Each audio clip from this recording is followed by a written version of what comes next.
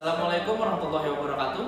Perkenalkan, saya Mahdi Adam Hasin, peserta Latsar CPNS Angkatan 26 tahun 2021 kelompok 3 dengan nomor NTH 26. Hari ini saya akan menerangkan tentang mind mapping dengan judul kesiapsiagaan bela negara. Mari ikut saya.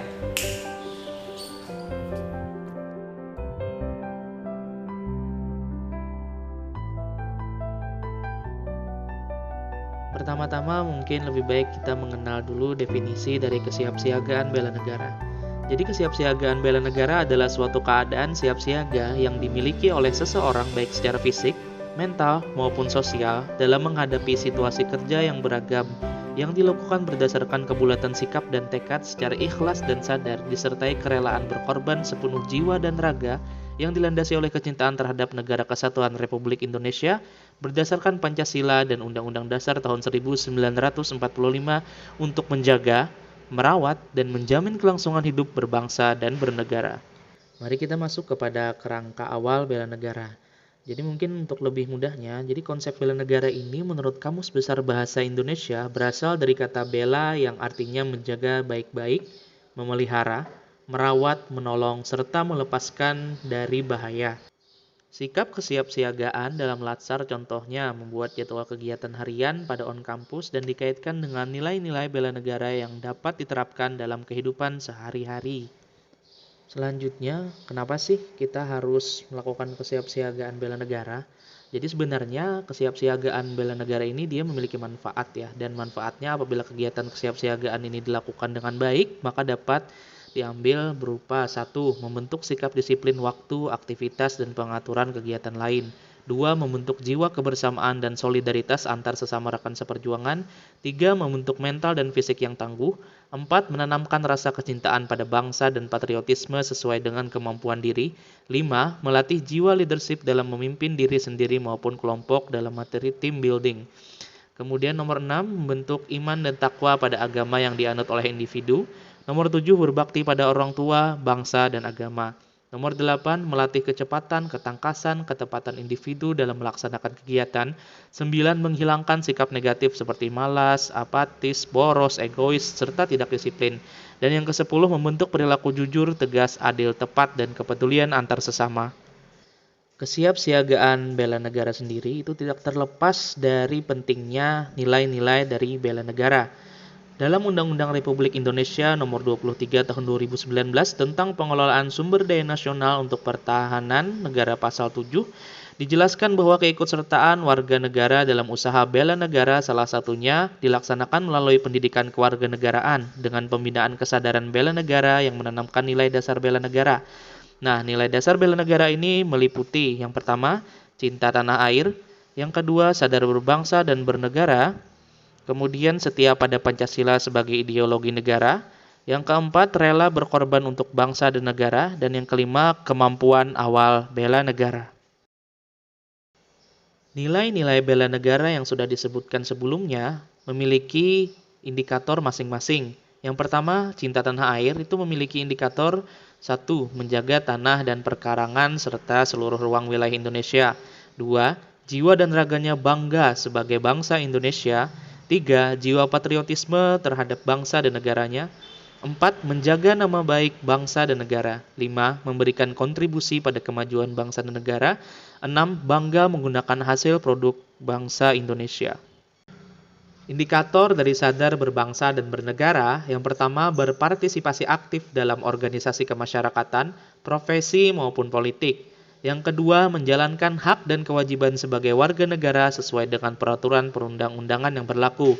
Yang ketiga, ikut serta dalam pemilihan umum. Yang keempat, berpikir, bersikap, dan berbuat yang terbaik bagi bangsa dan negaranya. Yang kelima, berpartisipasi menjaga kedaulatan bangsa dan negara. Indikator dari nilai-nilai bela negara yang ketiga, yaitu setia pada Pancasila sebagai ideologi negara. Yang pertama, paham nilai-nilai dalam Pancasila. Yang kedua, mengamalkan nilai-nilai Pancasila dalam kehidupan sehari-hari. Yang ketiga, menjadikan Pancasila sebagai pemersatu bangsa dan negara. Yang keempat, senantiasa mengembangkan nilai-nilai Pancasila. Yang kelima, yakin dan percaya bahwa Pancasila sebagai dasar negara. Nilai bela negara, rela berkorban untuk bangsa dan negara, memiliki indikator yang pertama bersedia mengorbankan waktu, tenaga, dan pikirannya untuk kemajuan bangsa dan negara. Yang kedua, siap membela bangsa dan negara dari berbagai ancaman.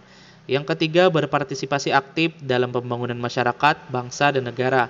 Yang keempat, gemar membantu sesama warga negara yang mengalami kesulitan. Yang kelima, yakin dan percaya bahwa pengorbanan untuk bangsa dan negaranya tidak akan pernah sia-sia. Nilai bela negara yang kelima adalah kemampuan awal bela negara, yang mana memiliki indikator 1. Memiliki kecerdasan emosional dan spiritual serta intelijensi. Yang kedua, senantiasa memelihara jiwa dan raga. Yang ketiga, senantiasa bersyukur dan berdoa atas kenikmatan yang telah diberikan oleh Tuhan Yang Maha Esa. Yang keempat, gemar berolahraga. Dan yang kelima, senantiasa menjaga kesehatannya. Nah, di sini kemampuan awal bela negara ini sangat erat kaitannya dengan kesiapsiagaan diri untuk bela negara, di mana individu itu sendirilah yang akan menjadi faktor utama tentang bela negara ini. Kesiapsiagaan diri untuk bela negara merupakan pokok bahasan utama pada materi kali ini. Hal ini yang menjadi titik berat, terutama kita sebagai individu, warga negara Indonesia, dan ASN. Secara garis besar, bahasan ini mengenai kesiapsiagaan jasmani, kesiapsiagaan mental, memiliki etika, etiket, dan moral, serta menjunjung tinggi kearifan lokal. Kesiapsiagaan jasmani adalah kegiatan atau kesanggupan seseorang untuk melakukan tugas atau kegiatan secara fisik secara lebih baik dan efisien. Harapannya dengan memiliki kesiapsiagaan jasmani, seseorang dapat memiliki postur yang baik, memiliki ketahanan melakukan pekerjaan berat, dan memiliki ketangkasan yang tinggi. Kesehatan jasmani adalah kemampuan tubuh untuk menyesuaikan fungsi alat-alat tubuhnya dalam batas fisiologis terhadap keadaan lingkungan dan kerja fisik yang cukup efisien tanpa lelah secara berlebihan. Sedangkan pengertian dari kebugaran jasmani adalah kemampuan seseorang untuk melakukan pekerjaan atau tugasnya sehari-hari dengan mudah tanpa merasa kelelahan yang berlebihan dan masih mempunyai sisa atau cadangan tenaga untuk menikmati waktu senggangnya dan untuk keperluan yang mendadak. Selanjutnya adalah pola hidup sehat, di mana segala upaya guna menerapkan kebiasaan baik dalam menciptakan hidup yang sehat dan menghindarkan diri dari kebiasaan buruk yang dapat mengganggu kesehatan. Bagian terakhir dari kesehatan jasmani adalah olahraga yang teratur dan terukur. Dengan minimal 150 menit per minggu, menghitung denyut nadi bukan keringat yang berlebih.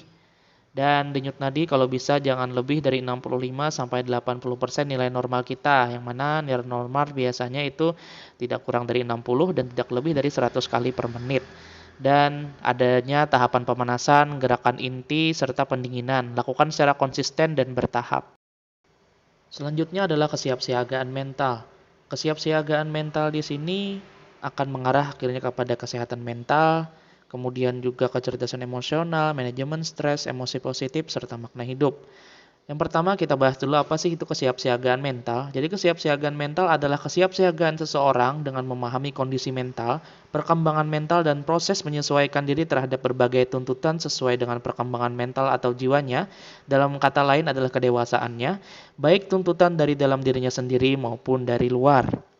Masuk kepada kesehatan mental. Jadi kesehatan mental adalah sistem kendali diri yang bagus sebagai wujud dari kinerja sistem limbik atau cenderung ke emosi dan sistem korteks prefrontalis yang cenderung kepada tindakan yang rasional atau yang tepat.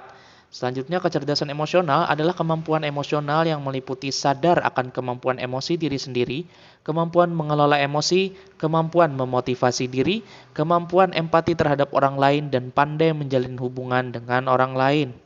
Kita sebagai manusia sehari-harinya tidak terlepas juga dari yang namanya stres, baik itu dalam kehidupan sehari-hari maupun dalam pekerjaan.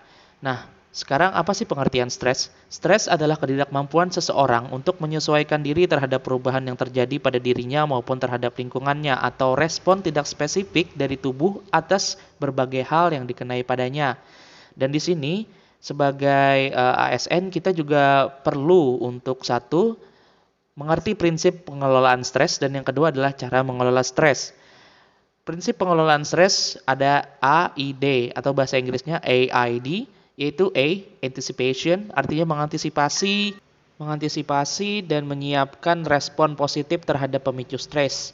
I atau I, identification, mengenal sumber utama stres dalam kehidupan sehari-hari. D, developing, yang artinya mengembangkan mekanisme secara stress coping. Yang kedua, cara mengolah stres, itu mengelola sumber stresnya. Jadi kita harus tahu dulu apa sih yang bikin kita stres. Kemudian mengubah cara berpikir dan cara merespon stres. Yang terakhir, mengelola respon stres tubuh. Misal, tidak dengan memukul-mukul diri sendiri atau menyakiti diri sendiri misalnya.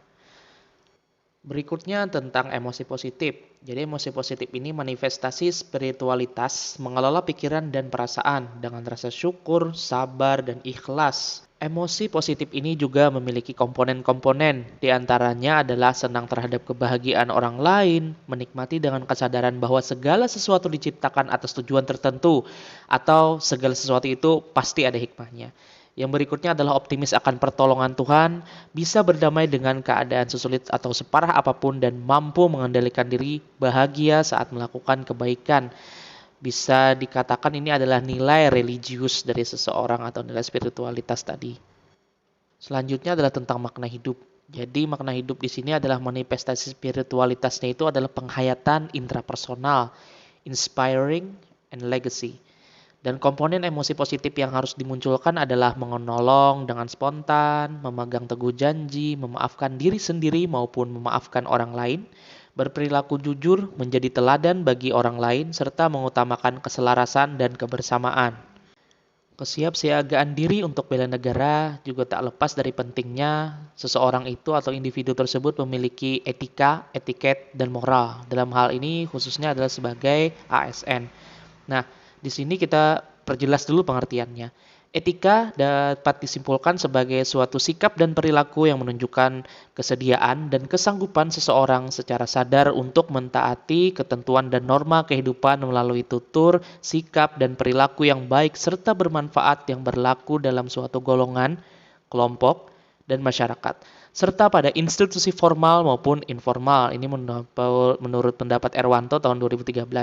Sedangkan etiket ini sebagai bentuk aturan tertulis maupun tidak tertulis mengenai aturan tata krama, sopan santun, dan tata cara pergaulan dalam berhubungan sesama manusia dengan cara yang baik, patut, dan pantas, sehingga dapat diterima dan menimbulkan komunikasi, hubungan baik, dan saling memahami antara satu dengan yang lainnya. Ada 7 poin dalam etiket. Yang pertama adalah etiket kerapihan diri dan tata cara berpakaian. Yang kedua adalah etiket berdiri. Ketiga, etiket berduduk. Etiket berjalan. Etiket berkenalan dan bersalaman. Etiket bicara dan etiket jamuan. Nah, dalam hal ini yang paling penting adalah ada 4 hal yang perlu diperhatikan sebagai ASN yang profesional. Yang pertama, berpenampilan yang rapi dan menarik atau very good grooming. Yang kedua, postur tubuh yang tepat atau correct body posture.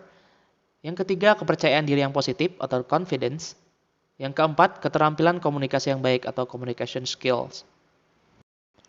Moral, dengan kata lain, kalau arti kata moral sama dengan kata etika, maka rumusan arti kata moral adalah nilai-nilai dan norma-norma yang menjadi pegangan bagi seseorang atau kelompok dalam mengatur tingkah lakunya. Sedangkan yang membedakan hanya bahasa asalnya, yaitu etika dari bahasa Yunani dan moral dari bahasa Latin.